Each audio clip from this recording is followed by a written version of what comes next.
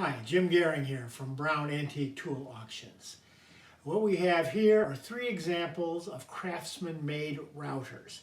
Now, routers, which are designed to, hollow out an area in the middle of a piece of wood rather than coming in from the side, were made by all the major tool manufacturers, but for some reason this is one of those areas where a lot of craftsmen preferred to make their own. And so you will find a lot of user-made, craftsman-made routers, many of them very nicely made and sometimes very decorative.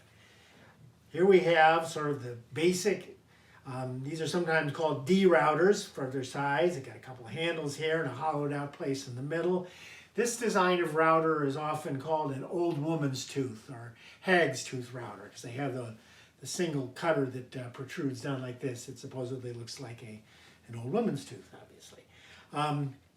And then a lot of times they will have fairly, a good clamp here to hold the blade in place.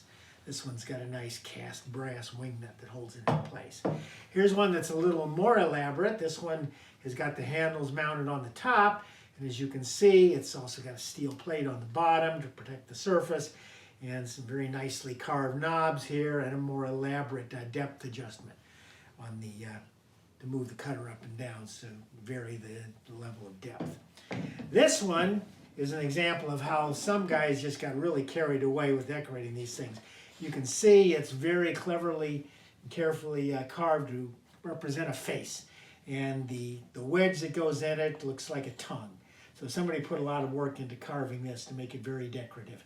This one does not have its cutter, but you could obviously put any kind of a cutter in there to complete it. But the nice thing about this one is just the very elaborate carving, very attractively designed there.